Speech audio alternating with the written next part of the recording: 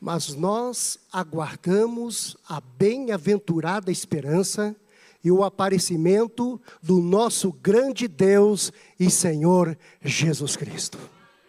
A paz do Senhor, meus irmãos. Como é bom estar na casa do Pai, estar na nossa igreja e juntos podermos adorar e engrandecer ao Senhor. Quero prestar minha gratidão a Deus pelo privilégio que concede-me de uma vez mais ministrar nesse altar, ministrar em minha igreja. Sinto-me imensamente feliz por este privilégio. Também agradeço ao nosso vice-presidente do Campo do Guará 2 por me facultar essa oportunidade e ao pastor Misael, membro da diretoria que está aqui, pessoa muito querida, e que Deus nos abençoe esta noite, juntamente com todos os irmãos. Amém, meus irmãos? Eu quero convidá-los a abrir a Bíblia Sagrada. Nós vamos abrir no versículo de 2 Reis, capítulo 2 e o verso 11.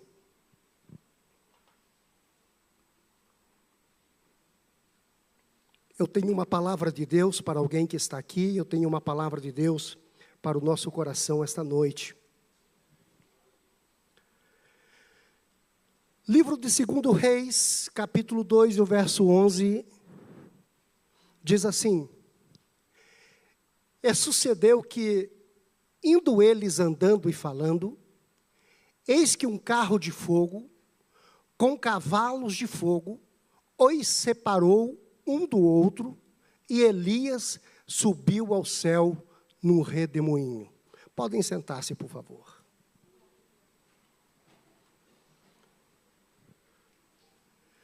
Meus irmãos, nós acabamos de ler um texto sagrado que nos arremete a uma história de aproximadamente 3.100 anos atrás. Mas que ainda é poderosa para trazer exemplos magníficos para a nossa vida. E não precisa ser nenhum especialista do Antigo Testamento para saber que há algumas divisões, algumas categorias de livros, a saber, o Pentateuco, os livros históricos, os livros poéticos, os livros dos profetas maiores e dos menores. E entre estes estão os profetas não literários, que são exatamente, entre tantos, alguns deles que se destacam, esses dois personagens que eu gostaria de falar acerca deles nesta tarde, com a ajuda do Espírito Santo. E é evidente que o título da mensagem é Vida Gloriosa. E o subtítulo é: a vitória não é só sobreviver por si mesmo, mas viver para Deus. É interessante dizer, meus irmãos, que quando nós pensamos num contexto cristão, esse termo, essa frase, vida gloriosa, parece-nos um paradoxo, pois muitos associam glória a poder, status ou conquistas humanas. No entanto, a verdadeira vida gloriosa é viver para Deus. E é exatamente aqui que nós vamos tirar algumas lições que vão se destacar no contexto do profeta Elias, mais propriamente, mas que a gente acaba também comentando sobre o profeta Eliseu, porque o que a gente percebe que nesse texto acontece um processo de transição, uma geração de profeta que passa. Há quem diga, os especuladores, que Elias estava aproximadamente na terceira idade, hoje na casa dos 60 anos de idade, quando aconteceu isso. E agora este moço, chamado Eliseu, o sucede. Mas a gente vai perceber que a grande verdade é que viver em Deus é um modo de vida. É um estilo de viver entre os homens. Um padrão do reino dos céus na terra. E a gente vai perceber que depois que ele desenvolve o seu ministério ao longo desses aproximadamente 60 anos de vida, ele cumpre com os propósitos de Deus e retorna à casa do Pai, sendo arrebatado no redemoinho. Agora, é interessante dizer aos irmãos que nós vamos aprender com Elias e com Eliseu, que este modo de vida é marcado por 4 atitudes fundamentais que eu quero discorrer aqui nessa tarde. Sobre 4 pontos primordiais. Primeiro, nós vamos aprender que devemos viver esta vida para Deus. Segundo, que devemos agradar a Deus em tudo. Terceiro, que devemos trabalhar para Deus. E quarto, voltar para casa depois de cumprir os propósitos de Deus. Parece-nos que, nesse contexto de vida cristã, não se permite outras especulações, porque estes 2 homens vão exatamente retratar a vida de um homem e de uma mulher de Deus em todos os tempos, em todas as gerações, quer seja família ou quer seja indivíduo. E eu quero falar sobre isso essa tarde. O que nós entendemos com esses personagens é que, independente das circunstâncias da vida, nós devemos viver esta vida para Deus. É dedicar a nossa vida para Deus. E não existe uma outra fórmula. Eu já estou na igreja há mais de 40 anos. E entre tantas inovações que acontecem na pós-modernidade, eu não achei nada, pastor Samuel, que substituísse a vida de um cristão na sua íntegra, na sua originalidade.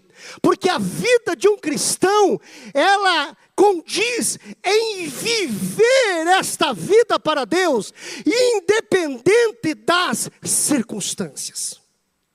E quando nós olhamos para Romanos capítulo 14, verso 8, o apóstolo Paulo vai dizer assim: porque se vivemos, para o Senhor vivemos, se morremos, para o Senhor morremos. Ou seja, ele está dizendo que a nossa vida, do nascimento até o nosso último suspiro, tem a ver em vivermos para Deus. Deixe-me abrir um parênteses aqui. Há pessoas que estão dentro da igreja que ainda não conseguiram discernir, não conseguiram entender o que é uma vida cristã. A pessoa tem uma instabilidade espiritual muito grande. Uma hora está na igreja, outra hora está no mundo, uma hora está no pecado, outra hora está se santificando. Mas nós precisamos entender que a vida de um verdadeiro cristão é viver esta vida para Deus. Elias viveu tempos difíceis. Nós não podemos, como disse o Leonardo aqui, reclamar, ficar reclamando.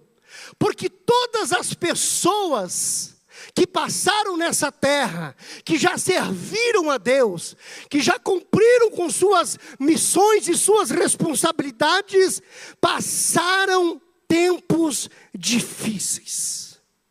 Elias viveu no deserto.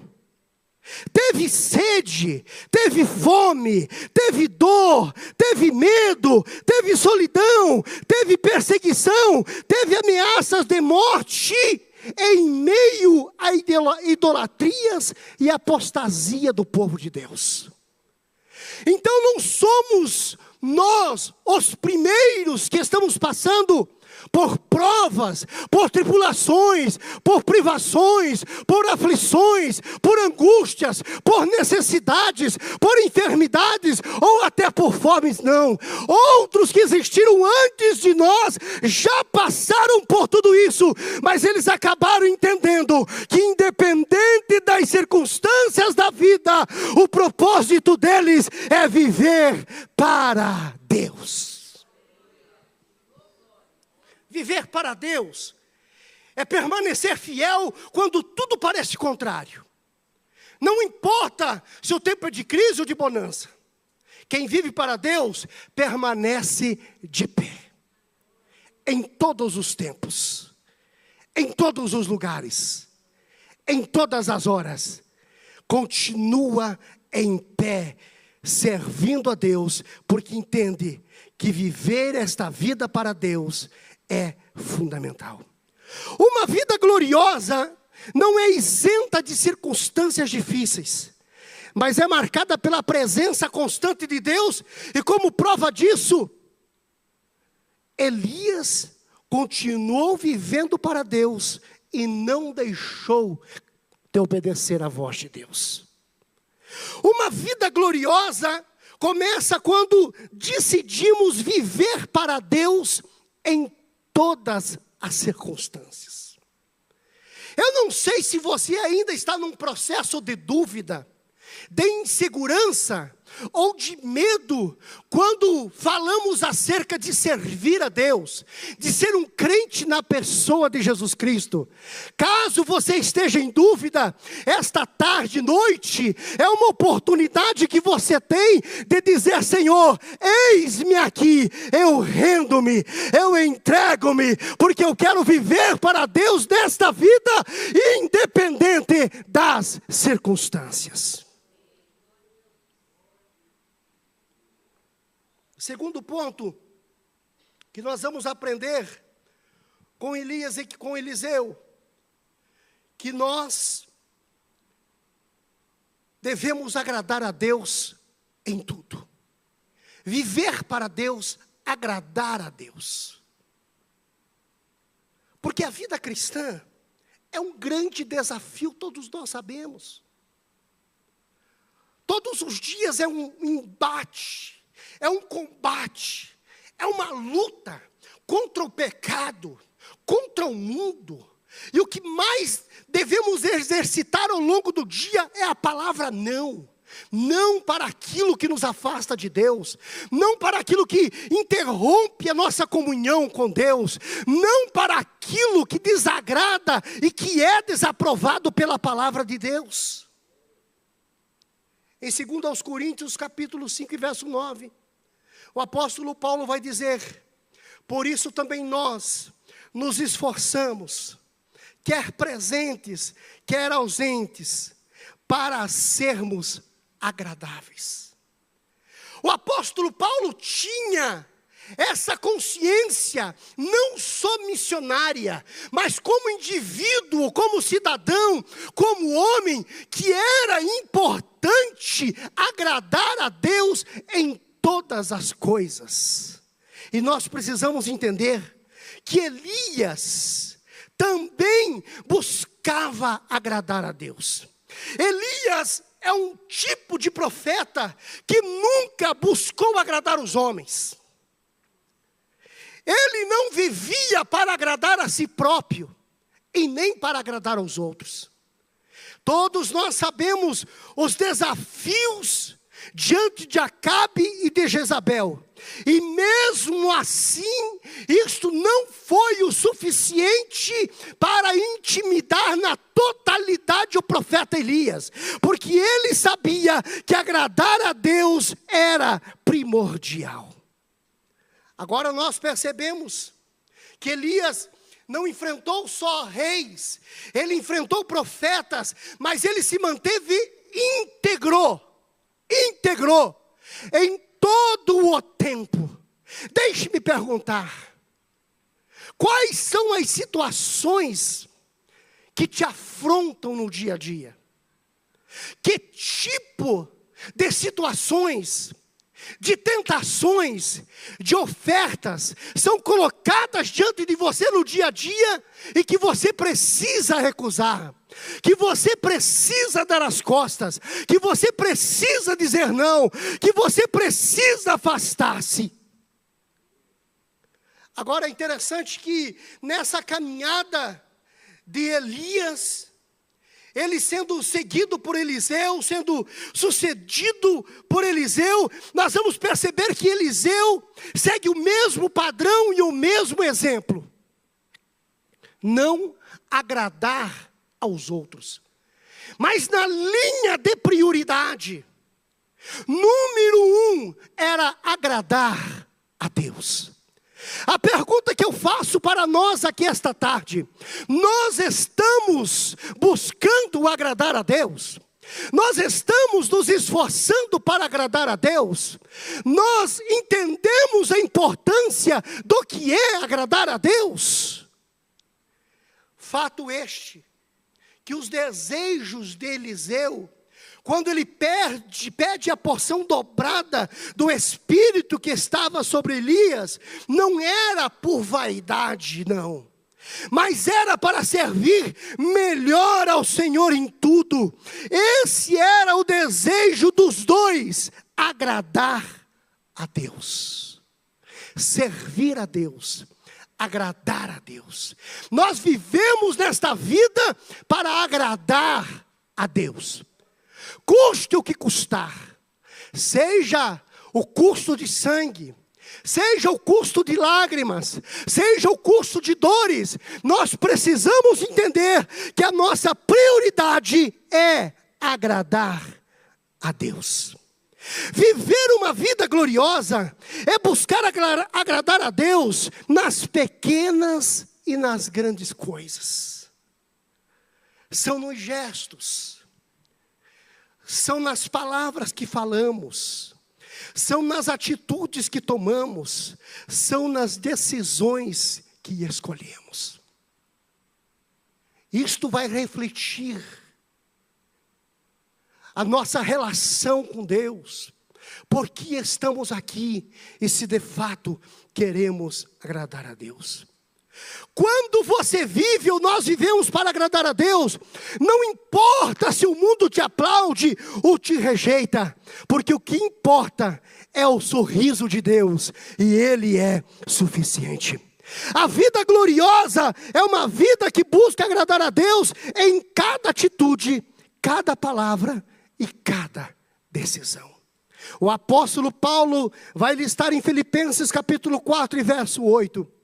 Finalmente, irmãos, tudo que for verdadeiro, tudo que for nobre, tudo que for correto, tudo que for puro, tudo que for amável, tudo que for de boa fama, se houver algo de excelente ou digno de louvor, pensem nessas coisas. Ele está dizendo a receita como agradar a Deus, e nós devemos buscar agradar a Deus em todos os instantes.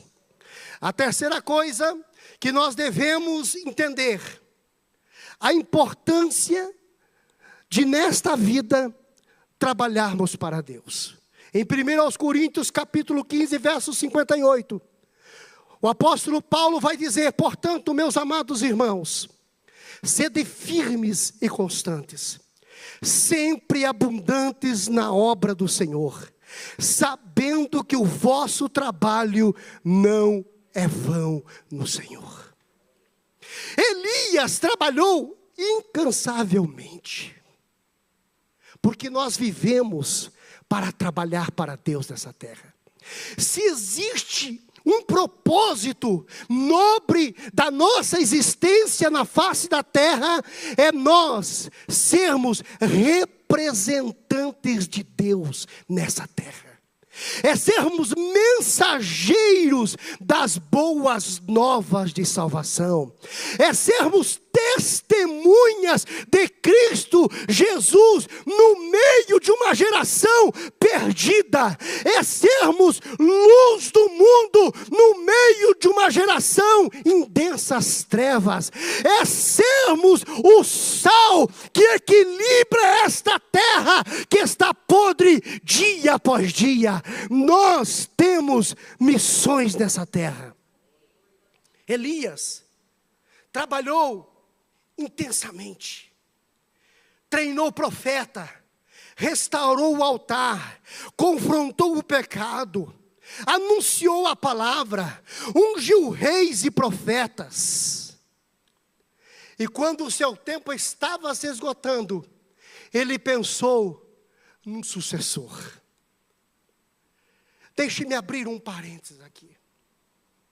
Quem sabe você ainda não entendeu por que você está nessa terra.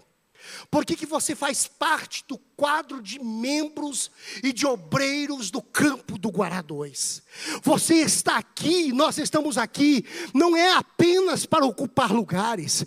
Nós estamos aqui para ocupar os nossos talentos, os nossos dons, a nossa força, a nossa energia, a todo tipo de investimento, todos os recursos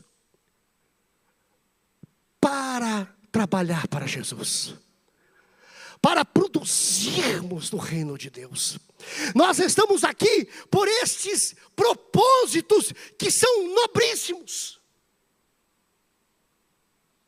Agora é importante dizer que não importa. Você pode dizer: eu vivo no anonimato, ninguém me observa, ninguém me vê, ninguém me chama.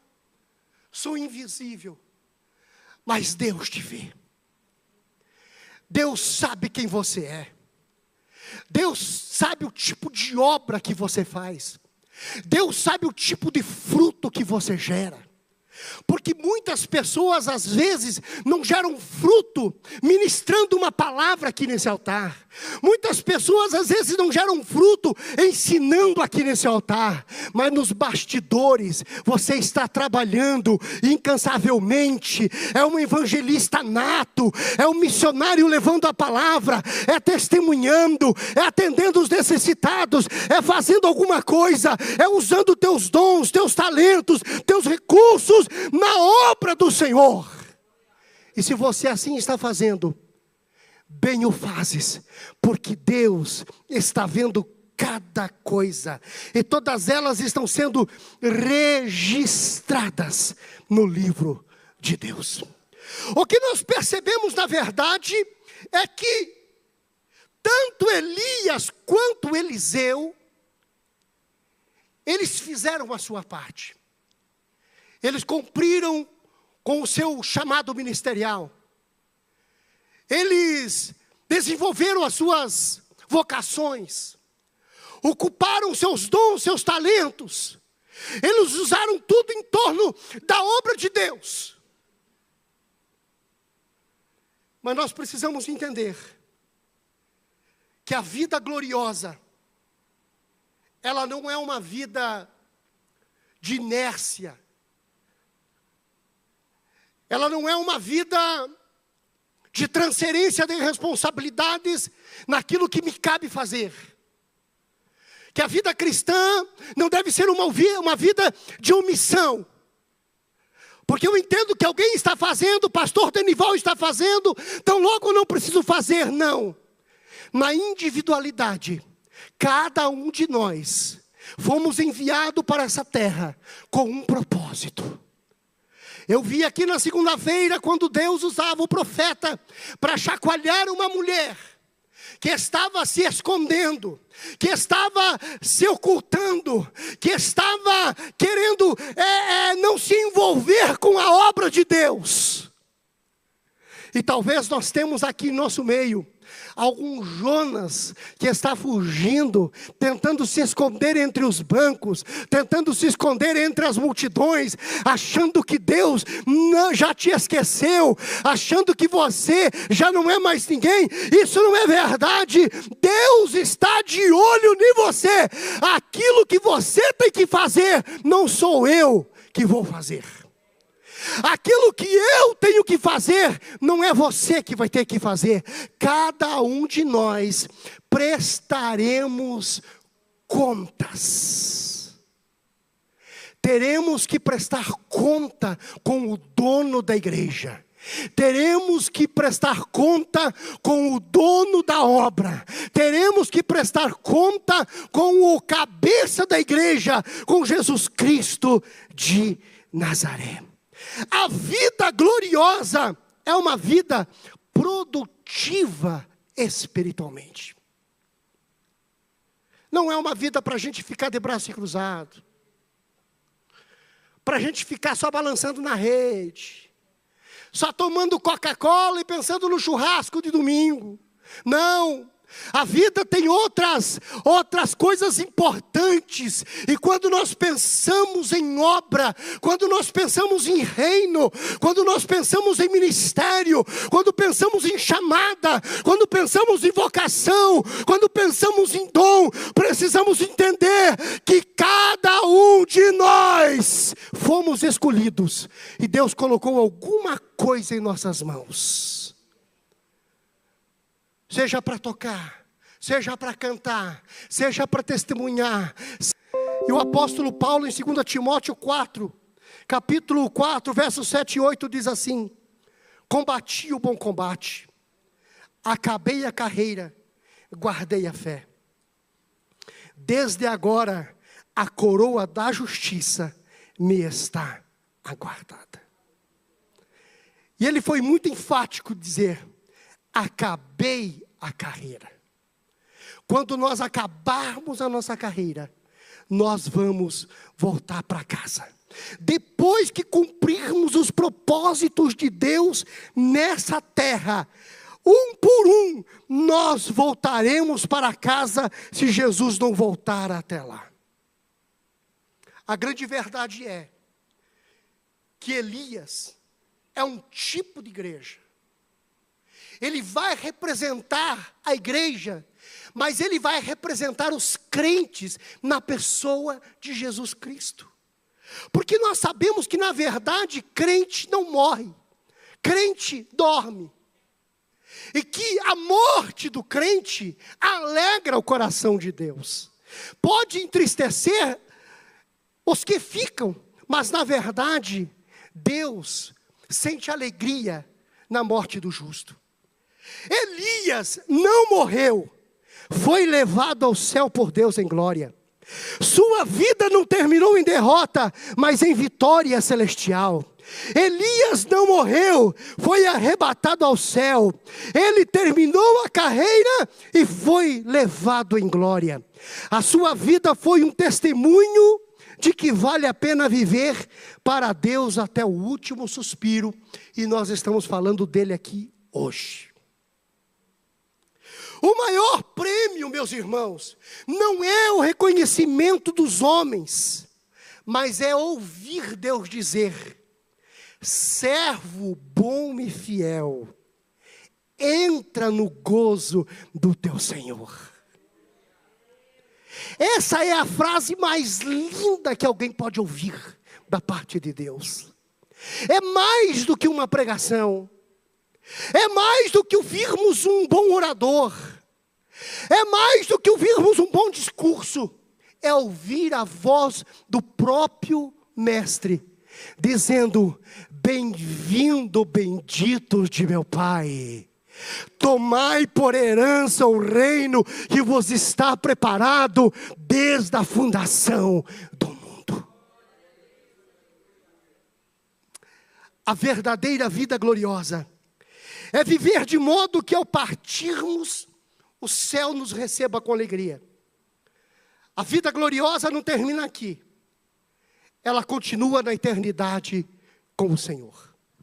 Concluindo, A vida gloriosa não é apenas sobreviver neste mundo, mas viver para Deus, agradá-lo em tudo, trabalhar em sua obra e voltar para casa, ao céu.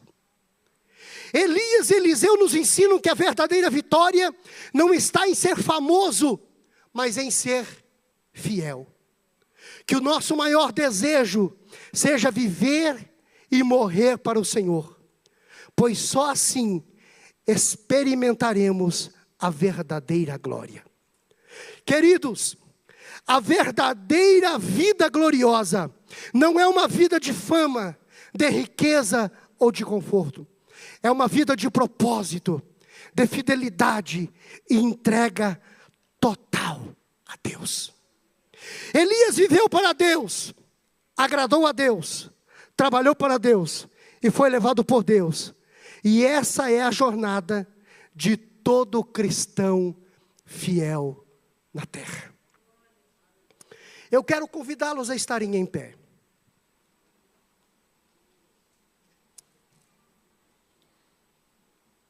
Nós vamos orar.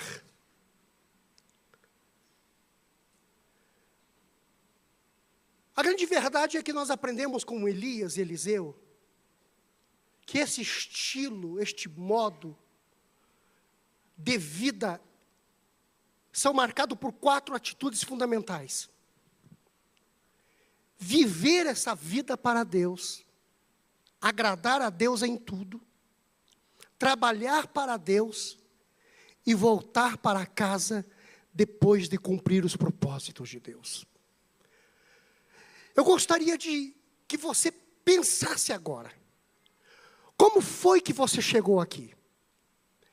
Eu não sei se ao longo dos últimos dias, você tem travado uma batalha nas suas emoções, nos seus pensamentos, no seu psique. E você está indeciso. Se sente um peixe fora da água. Se sente desanimado. Se sente sem nenhuma força, sem ânimo. Até mesmo para se identificar como um cristão, no sentido pleno da palavra. Mas eu quero, esta tarde, fazer uma oração e desafiar alguém que está aqui entre nós. E eu gostaria que você fosse sincero consigo mesmo e com Deus. E respondesse essas perguntas. Você está vivendo para Deus? Você está agradando a Deus em tudo? Você está trabalhando para Deus? Reflita por si mesmo. Se você não se enquadra nessas 3 perguntas que eu fiz, eu diria que o cumprimento da 4ª se tornaria quase impossível. Mas eu gostaria que você tomasse a consciência de vir ao altar de Deus. Não porque eu estou convidando, e nem é para nenhum tipo de exposição, e nem constrangimento, mas é para você dizer: olha, eu preciso da ajuda da igreja, eu preciso da oração da igreja, eu preciso da ajuda dos céus e do Espírito Santo diante do seu altar. E eu gostaria que, se entre tudo que eu falei, essa expressão vida gloriosa, parece que ela não se identifica muito com você, porque na verdade parece que a tua vida não é gloriosa, mas pode ser, porque existem algumas escamas nos teus olhos,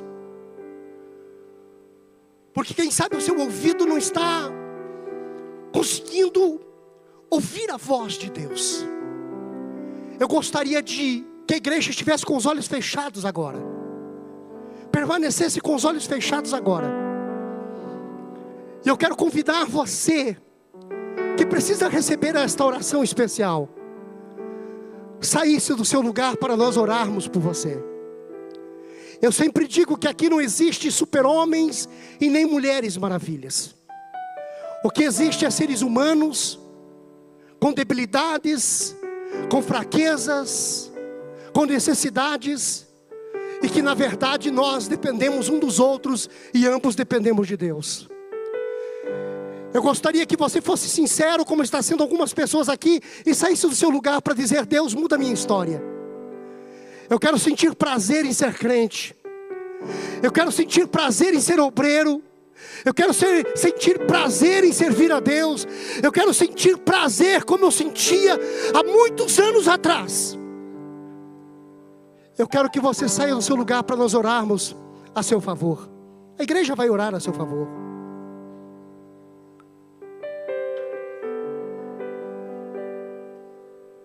Se o grupo de louvor puder cantar um louvor, estejam em oração com os olhos fechados. Eu sei que não é apenas essa irmã, que tem mais gente que precisa sair do seu lugar e buscar aqui a graça do renovo, buscar a graça da restauração, buscar a graça da alegria, buscar a graça da paz, buscar o socorro de Deus. Quem sabe você está passando uma crise sem tamanho, enfermidade, crise financeira, o arroxo está apertado, não sabe para onde ir e o que fazer. Corra para o altar de Deus. Venha para o altar de Deus, porque o socorro de Deus está aqui. Mas eu devo mostrar para Deus que eu não só penso, que eu não só desejo, mas mostrar em atitudes, tomar atitudes e vir para o altar de Deus, dizer: Deus, eu dependo do Senhor. Pode cantar, pode cantar. Dizer: Deus, eu dependo do Senhor. É um momento de intercessão. Olhos fechados, o Espírito Santo está ministrando alguma coisa na vida de alguém aqui. Quem sabe você nesses tempos não está vivendo para Deus, não está agradando a Deus, não está trabalhando para Deus. O que é que está acontecendo com você? Você não pode se conformar, não pode aceitar esse tipo de vida, porque ela não vai te levar às mansões celestiais. Podem se frustrar. Nenhum dos teus planos podem se frustrar. Não se frustrarão, não se frustrarão os planos de Deus. Ninguém impedirá. Pode o vento soprar. Se você precisa do socorro de Deus, saia do seu lugar aí. Se você precisa da ajuda dos céus, saia do seu lugar. Se você precisa de um milagre, saia do seu lugar. Se você precisa de uma resposta, saia do teu lugar. Se você precisa de um auxílio do céu, saia do teu lugar. Quer uma intervenção de Deus? Corra para o altar de Deus essa tarde.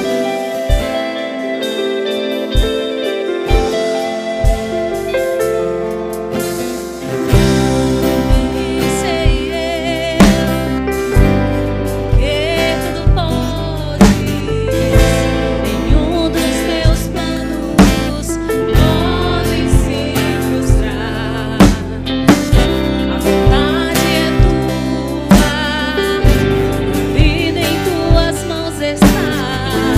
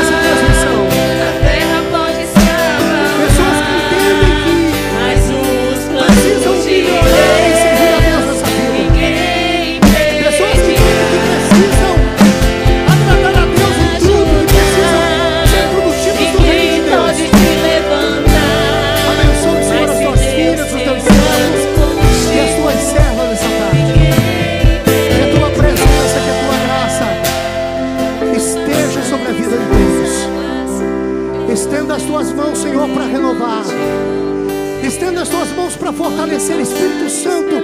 Faz aquilo que a instituição, que os homens não fazem. Quer renovar, quer fortalecer, quer levantar, quer estabelecer. Encha de vida, Senhor, encha da tua presença, encha da tua graça, encha da tua unção, encha do teu vigor, Espírito Santo, nessa tarde, para que essas pessoas retornem aos seus lares abençoadas,